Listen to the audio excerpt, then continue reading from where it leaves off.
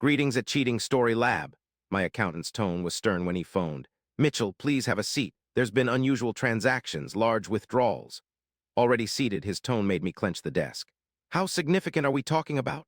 Over the past 8 months, $193,000 had vanished. My mind blurred as I visualized our shared account, a fund meant for emergencies and future investments that should have held $400,000. A cushion that allowed me peaceful sleep while expanding my consulting firm. It's impossible, I said.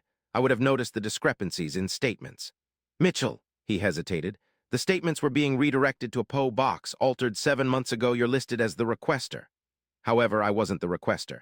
That night I lied to Heather about a migraine and went to bed early, hearing her voice in the living room, bright and cheerful, a tone she hadn't shown towards me in months. He's sleeping, you said. In 2 months we'll be free. The following morning I contacted Gregory Carmichael, a litigation expert, not our usual family lawyer for house purchases, a man who charges $900 per hour and is worth every cent. I asked him to conduct a forensic accounting audit of all transactions on our joint account over the past year. I needed to know where the money was spent. Are you suspecting fraud? I was treating my marriage as a crime scene. Carmichael didn't joke.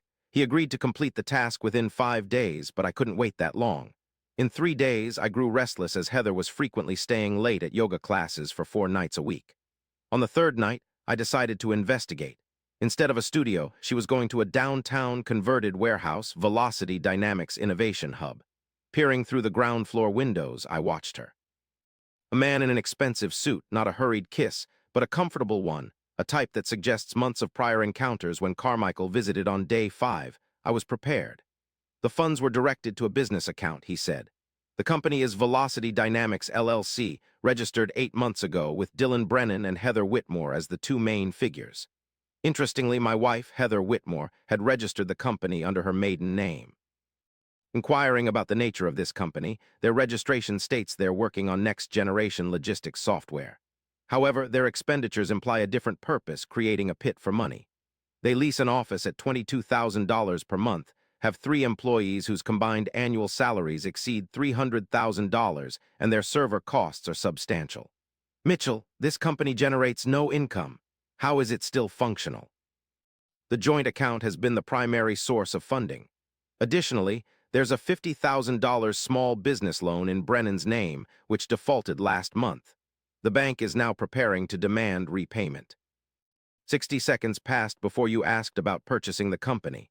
Silence from Carmichael for a moment. Your intent is to buy your wife's business? I desire the business she embezzled funds to establish. How much? Considering the existing debt and lack of income, someone offering to take on the liabilities while keeping employees would likely be thanked profusely. Carmichael estimated the total cost might reach $300,000. Already losing $193,000, another $100,000 seemed worth it for the satisfaction imagined. Draft the necessary documents, utilize a shell company to conceal my involvement, and keep my name out of this until I own it. Over the next 3 weeks, Carmichael set up an acquisition vehicle, Winston Capital Group, a seemingly ordinary investment firm with your funds supporting it, and a retired executive named Fiona acting as the public figurehead. Fiona was Carmichael's aunt, a former CFO who found the entire scheme amusing and agreed to participate in exchange for a consulting fee. Fiona then approached Dylan Brennan with this offer. Winston Capital was drawn to up-and-coming logistics tech firms, with Velocity Dynamics marked as a possible buyout candidate. They'd take on existing debts while retaining the current workforce, offering growth funds. All that remained for Dylan was to seal the deal. As per Carmichael, Dylan came close to tears during negotiations due to concerns over a loan default. His landlord had issued eviction threats. He was desperate for a reprieve. We provided him with just that under certain conditions. At home, Heather was ecstatic. Dylan's company is being bought, she declared one evening, her eyes gleaming. Real investors, this is what we've been striving for. That's fantastic, I said, observing her expression. Will you receive any benefits from the sale? Not directly, but Dylan pledged me a VP position upon securing ample funding. This is our turning point, Mitchell, at last, our turning point. It's as if we were business partners in this, she exclaimed. I nodded and asked what she desired for dinner. The acquisition was finalized on a Tuesday. Fiona, Dylan, and Winston Capital Group handed over Velocity Dynamics ownership on paperwork. By Wednesday morning, Carmichael submitted a corporate resolution to transfer operational command from Fiona to Mitchell Whitmore, the actual proprietor. On Thursday, I stepped into Velocity Dynamics for the initial time. The receptionist, Clara, an unaware young woman, greeted me apprehensively. "Can I assist you? I'm Mitchell Whitmore. I'm here to see Dylan Brennan and Heather Whitmore." "Do you have an appointment? I don't need one. I own the company." Her smile faltered. "Excuse me, what?" Winston Capital Group bought Velocity Dynamics 3 days ago. "I am the main owner. Is Dylan in his office?" She eyed me, then grabbed the phone with trembling hands. Within a minute, Dylan emerged from his office. 30-something, expensive haircut, self-assured, stride until he saw me. He halted, walking. "You identified yourself as Mitchell Whitmore, now my new supervisor. In your hand, you displayed documents of Winston Capital's transfer, which indicates that the company was sold to an entity under your control, a transaction I hadn't been informed about. Congratulations on the sale." Your expression changed upon hearing this news. You mentioned Fiona, stating that she works for you and shell companies are useful in such matters. I looked towards the office doorway where Heather appeared. You addressed her as Heather. When asked about your presence here, she seemed genuinely bewildered. This was soon to become even more confusing for her. I walked past Dylan into the main office area where 3 employees were seated. Addressing them, I introduced myself as Mitchell Whitmore and explained that I now owned the company, and they were all about to witness a termination process which wouldn't affect them, but I apologized for any disruption. Turning to Heather, I mentioned knowing about the money from our joint account, in the amount of $193,000. You're aware that this company was founded with Dylan. I'm aware of the romantic involvement between us for approximately 8 months. I'm aware that you altered documents to change the bank's statement mailing address, and I'm aware that you believed you would be leaving me within 2 months once Dylan's business became stable. She paled visibly. "Mitchell, I can offer an explanation, but you won't accept it." I retrieved a folder and extracted 2 packets. "This is your termination notice, effective immediately. This company has new management and no longer needs your assistance. You're dismissed." I passed one packet to her and handed the other to Dylan. "You 2 are let go. The forensic accountant I hired tracked every dollar that was spent, the overpriced lease because your uncle owns the building, the salaries given to your girlfriend and her cousin for non-existent consulting work, the server contracts from a vendor you hold a share in. You're fired. You haven't done this, but you mishandled the funds that were stolen from my wife and you embezzled from our own company." Dylan's hands trembled. "You can't do this." "I can. The contract you signed has a morality clause which allows termination of anyone involved in fraud. My lawyer is adept at such clauses." I indicated the door. "You have 30 minutes to gather your personal items. Security will see you out." There was no security present. It was a bluff, but Dylan wasn't aware of that. Heather spoke up. "This is absurd. You can't simply—" "I already have." I produced another document. Today my lawyer submitted our divorce petition, citing reasons such as fraud, theft, and infidelity. A forensic accounting report has been appended for evidence. Access to our joint account is now restricted, and your name has been expunged from the house deed. It appears that when an individual engages in financial deceit towards their partner, judges tend to be supportive of emergency asset protection orders. Dylan's mouth gaped, but no words came out. I looked at him. "The small business loan you defaulted on, I won't shoulder that debt. The bank will soon be contacting you." Then back to me. "It seems we did need a prenuptial agreement after all, despite your doubts. My attorney drafted one before our home purchase, which you signed during closing, buried within the title documentation. Infidelity voids your claim to marital assets. This is partially untrue. The prenup was drafted, but its validity remains questionable. 2. This morning, my attorney filed the divorce papers with fraud, theft, and infidelity as grounds. A forensic accounting report has been provided as proof. Your access to our shared bank account is now frozen. Your name has been removed from the house deed. It seems that when someone commits financial fraud against their spouse, judges tend to help in enforcing emergency asset protection orders." Dylan's lips parted, but no words escaped. I glanced at him. "The small business loan you defaulted on, I won't bear the burden. The bank will be reaching out to you soon." Then back to me. "It appears that a prenuptial agreement was indeed necessary, contrary to your beliefs. My lawyer had prepared one before our home purchase, which you signed among the title documents. Infidelity nullifies your claim on marital assets, a part of which was untrue. The prenup existed, but its validity is uncertain. 3. This morning I filed for divorce, listing fraud, theft, and adultery as the reasons. A forensic accounting report has been submitted as evidence. Your access to our joint account has been blocked. Your name has been removed from the house deed. It appears that when a person defrauds their spouse financially, judges tend to support emergency asset protection orders. Dylan's jaw fell open, but no words were uttered. I turned to face him. The small business loan you defaulted on, I won't cover the debt. You will hear from the bank shortly. Then back to me. It seems that a prenuptial agreement was essential, despite your skepticism. My lawyer drafted one before we purchased our home, and you signed it in the title paperwork. Infidelity forfeits your right to marital assets, some of which was not entirely truthful. The prenup was prepared, but its authenticity is debatable. Carmichael stated a 60% likelihood. I presumed Heather wouldn't secure an adequate lawyer for contest, instead opting for Mitchell. Please, let's discuss this privately, can we? I was met with silence. We've finished talking, you have 30 minutes. I approached Clara's desk, her face displayed fear. You're not being dismissed, I reassured her. On the contrary, I'm elevating your role to office manager, a 30% increase in salary, and your initial task will be supervising their packing and ensuring they don't leave with any company assets. She nodded silently, departing the office. I retreated to my vehicle within the parking lot. My hands didn't tremble until igniting the engine. The aftermath was devastating. Heather procured an attorney, albeit not proficient, but willing to dispatch intimidating letters. They alleged coercion, fraud, and emotional distress. A reply letter from Carmichael, effectively a 20-page legalese rebuke, enclosed bank statements, office building CCTV footage showing Heather and Dylan in incriminating positions, and text message logs from our phone account history was received. Heather's lawyer ceased communication, while Dylan attempted to file a lawsuit for wrongful termination. This legal action ceased upon Carmichael presenting evidence of the kickback scheme with the server vendor. When questioned, the vendor admitted that Dylan had been receiving a 30% referral fee from each invoice, payments directed towards a personal account instead of the company. However, Dylan faced more complications than losing his job. The state conducted an investigation, and it was discovered that using ill-gotten funds for further fraud is met with severe disapproval by prosecutors. Consequently, Dylan was indicted for wire fraud and embezzlement. In an attempt to evade trial, he chose to plead guilty, receiving a sentence of 18 months in minimum security, 5 years on probation, full restitution to me and the initial loan bank.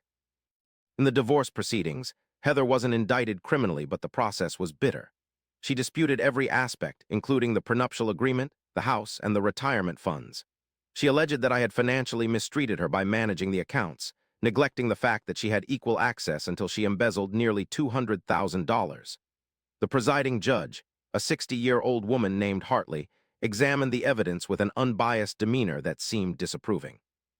When Heather's lawyer argued my revenge plot of purchasing the company demonstrated malicious intent, Judge Hartley intervened. Counsel, your client took close to $200,000 from a joint account, established a fictitious business, and carried on an extramarital affair with her business partner. Mr. Whitmore employed legal strategies to reclaim his assets and shield himself. Unless you provide evidence of any law violations, I advise you to desist from characterizing straightforward financial self-preservation as revenge. Heather's lawyer fell silent. The divorce was settled 4 months following my entry into Velocity Dynamics. Heather received only her personal possessions, our car, a decade-old sedan purchased before her newfound extravagant preferences, and her surname. The house, savings, retirement funds, all mine, as per the prenup due to her relocation to her mother's home. I learned through mutual acquaintances that she attributed me with her ruined future and the appropriation of Dylan's company. Her cognitive dissonance was striking. Regarding Velocity Dynamics, I retained ownership not out of belief in its potential, but for reasons beyond it. The software Dylan had been developing was, at best, mediocre and at worst, redundant. However, the office lease still had 16 months remaining, and I had already paid for it. The 3 employees present that day were skilled individuals misled about the company's financial status. I decided to keep them on board, transition the business model to consulting services generating revenue, and within 6 months we achieved profitability. Initially serving as a receptionist, later ascending to office manager, Clara showcased an aptitude for operations. By optimizing our procedures, securing favorable supplier agreements, and overall demonstrating value beyond her increased salary, she earned promotion once more.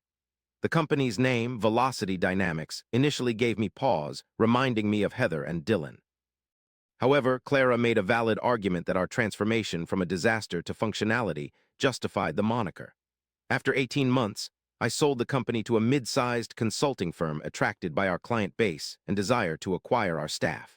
The sale returned my initial investment of $300,000, plus an additional $200,000 in profit. Clara received a retention bonus and a job offer from the acquiring firm that nearly doubled her salary. The most peculiar aspect was the post-sale fallout among those who knew Heather and me as a couple. Initially, our friends sided with Clara. Initially, they had heard her account first, portraying me as a domineering spouse who undermined her career and embarrassed her publicly. However, the court record's partial disclosure later altered the narrative. Some of them expressed regret and extended apologies. I accepted their apologies but refrained from reestablishing those relationships. If they had blindly believed her blatant falsehoods without inquiry, they were not individuals I wished to maintain ties with. My longtime business partner, a woman named Renee, was enraged on my behalf. She confided over drinks one evening that she'd never cared for Heather. To her, it seemed as though Heather was acting out being your wife instead of genuinely being so. This remark resonated more profoundly than it should have. I undertook 6 months of therapy post-divorce. Not because I was damaged, I wasn't, but to comprehend how I had ignored the warning signs for such a lengthy period. The therapist, a blunt man in his 50s named Dr. Kensington, did not mince words. Trust is customary in marriages, yet she misused that trust as her objective wasn't harmony. Such actions don't align. You weren't blind to warning signs. Instead, she deliberately concealed them and deceived you for several months. That's not your fault but hers. A year post-divorce, I stumbled upon Dylan in a downtown coffee shop, fresh from minimum security. He appeared thinner, older, and wore an inexpensive suit compared to the designer attire I recalled. Upon recognizing me, he tried to leave without ordering. "Dylan," I called, halting him. "What do you need?" "Nothing, merely startled to find you." He stared at me with animosity. "You ruined my life." "No," I replied, "you wrecked your life, I merely recorded it." He left unresponsive. The encounter didn't sit well, but neither did it provoke guilt. Simply resolved. Nowadays, I manage my original consulting firm alongside Renee. I'm currently thriving, improving upon previous times due to my cautious approach towards partnerships now. I occasionally date, yet have no immediate plans for remarriage. The past has given me a clearer understanding of what to pursue and what to abandon. Heather resides in town. I don't delve into her life, but I hear updates from mutual friends. She works as an administrative assistant and is single, often sharing that she's recovering from a distressing divorce. I let these stories pass without correction. Why correct something that doesn't concern me? The funds from both the divorce settlement and the sale of Velocity Dynamics were placed in a trust, barred by legal hurdles before I can access them. This was intentionally done to secure those funds should I remarry again. I don't anticipate betrayal, but have learned that security and suspicion aren't synonymous. Occasionally, people question if I regret purchasing the company only to dismiss the employees. They portray it as a theatrical revenge scenario, but in reality, it was an exercise of financial management. Heather had pilfered close to $200,000 from me to establish that company, while Dylan wrecked it through blunders and deceit. I had the resources to reclaim my assets and prevent them from causing further harm to others with their trickery. I did it because I could, because they presumed I wouldn't dare. Since men who are victimized in such a manner are often expected to accept the loss and retreat without a fuss, I chose not to be that man. When I stormed into their office and dismissed them, I was not reveling in victory. Instead, I was settling an account, reconciling a ledger, halting a theft that had persisted for too long. If the sense of accomplishment emerged later, it wasn't derived from witnessing their downfall, but from demonstrating to myself that I could discern a situation, strategize, and carry out my plans without losing my composure. That I could be wronged, and yet emerge unscathed at the end of the day. The final disentanglement of our financial ties regarding Heather took place in Judge Hartley's courtroom on a Tuesday morning. Exhausted, Heather arrived with her attorney, while I was accompanied by Carmichael, feeling prepared for this ordeal to end. The judge scrutinized the final settlement papers, ensured both parties concurred, and subsequently signed the decree. "Mr. Whitmore, Ms. Whitmore," he declared, "you are legally divorced and all financial responsibilities have been addressed. Good luck to you both." We exited the courtroom individually. In the corridor, Heather halted me. I hope you're content, she stated. With a mix of bitterness and defeat in my eyes, I regarded her, the woman I once loved, the spouse I shared life with, the one who had pilfered from me as we parted for the night. I'm not content, I replied, but I am liberated, and that's superior. Unresponsive, she eventually departed. Carmichael then patted my shoulder. I'll treat you to lunch, you deserve it. We visited a downtown steakhouse. I opted for the rye-bie and whiskey. Carmichael toastedly honored closure, he said. To accounting, I concurred. We clinked glasses on that. I'm no longer the man I was at the start. I'm cautious now, guarded. Some might label that damage. I see it as enlightenment. I witnessed betrayal in the guise of a trusted face. I learned to shield myself without becoming unkind. I learned that justice isn't always grandiose courtroom scenes. Sometimes it's a straightforward termination and an empty bank account cleared. Most importantly, I realized my potential exceeded my beliefs, that even when everything crumbles, I don't crumble with it. I construct something new from the debris. Heather and Dylan wagered I wouldn't retaliate, that I'd be too hurt, too surprised, too honorable to act decisively. The error was theirs, a lesson I'll bear in mind. Never confuse kindness with weakness. Never underestimate the person you're deceiving, believing them unaware, and above all, refrain from pilfering from one skilled at balancing ledgers. For it is inevitable that debts are repaid, and I always receive my dues.